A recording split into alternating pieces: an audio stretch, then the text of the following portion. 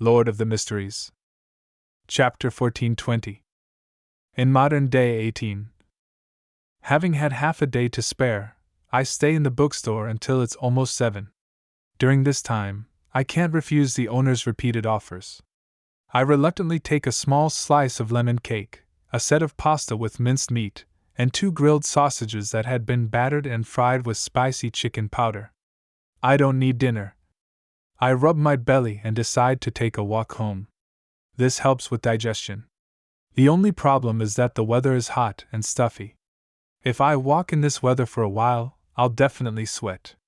However, ever since I entered society, I've always had the habit of taking a shower every day.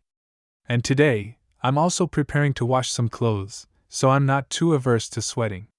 To my surprise, perhaps because of the assassin beverage, I managed to passively lose weight. I don't even have a tummy. Furthermore, I'm good at using the shadows to hide myself. When I return to my rented apartment, I've only sweated a fifth of what I expected. That medium lady, Madame Daly, will be here at 9. There's still about 2 hours left. With more than enough time, I decide to use the fan after my shower and to play some games. As for using the air conditioner, the weather isn't too hot.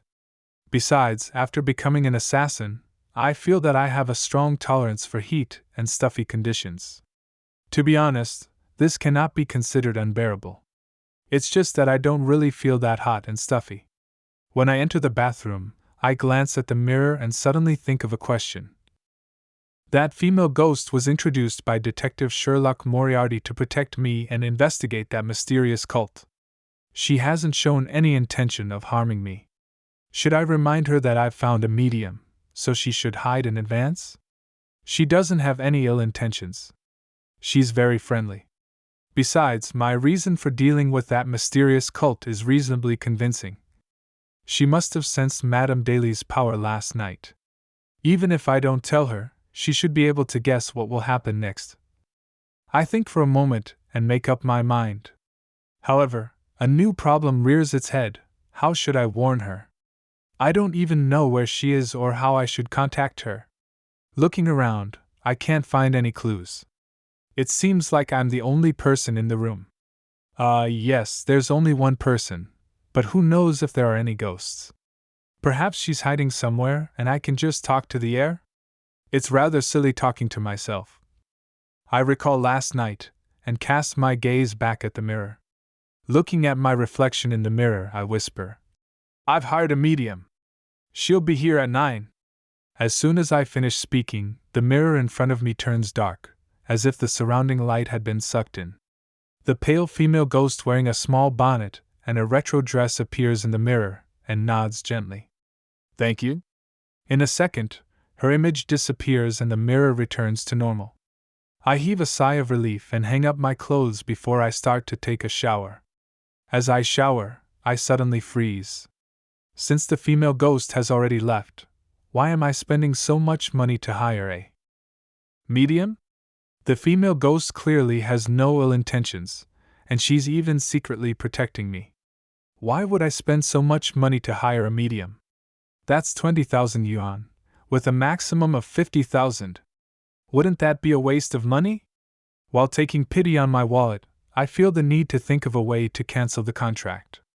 Anyways, it's still early.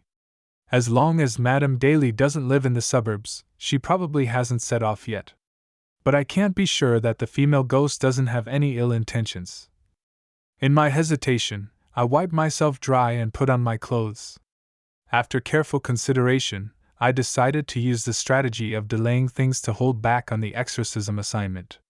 During this process, if I discover something amiss, I'll immediately get Madame Daly to come over. Sigh, it's really embarrassing to break a contract. I return to my room, pick up my phone, and send a message to Sleeping with Corpses. "Madame Daly, the ghost that is haunting me seems to have left."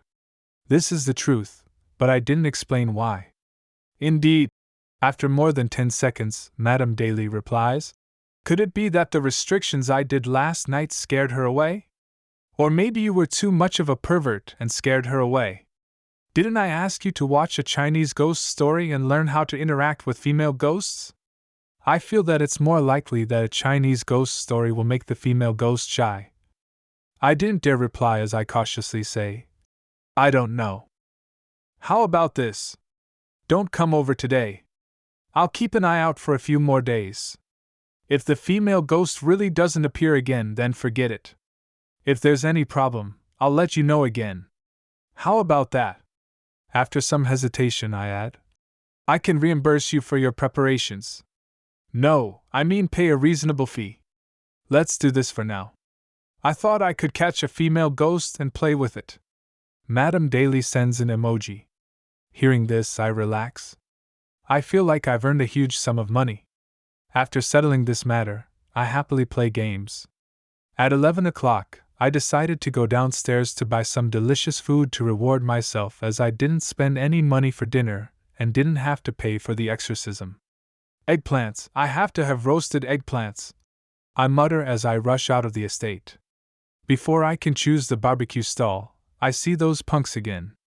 Among them, the hooligan nicknamed Danny is seriously handing out flyers. His dyed, charred yellow hair, eyebrows, and his introduction of the description of tutoring class form a strong contrast. This tutoring class is interesting. I glance around and see an acquaintance sitting at the barbecue stall on the right. Miss Bernie Huang.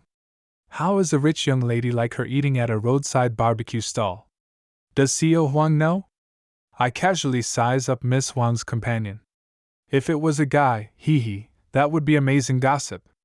A girl wearing black framed glasses. She's not too old, about the same age as Miss Huang.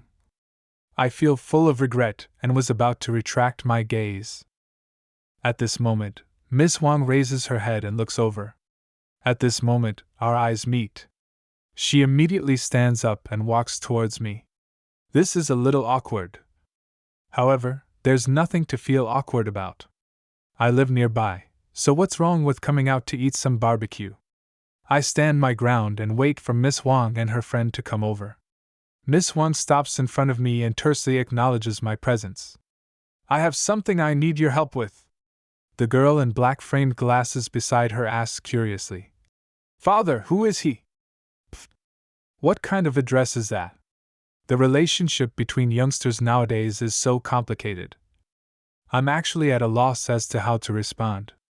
I can only force the corners of my mouth to curl up as I express my doubts with a smile. We had a bet in our dorm. Whoever lost had to address the winner as father.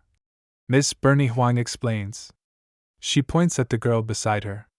Her family runs a tutoring class. I would like you to register for the dream tutoring classes and sit in for their classes. I'll pay for it. I'll also pay you a fee for the work you do later. Register for the tutoring class. I can't help but turn my head to look at the hooligans who are seriously handing out flyers.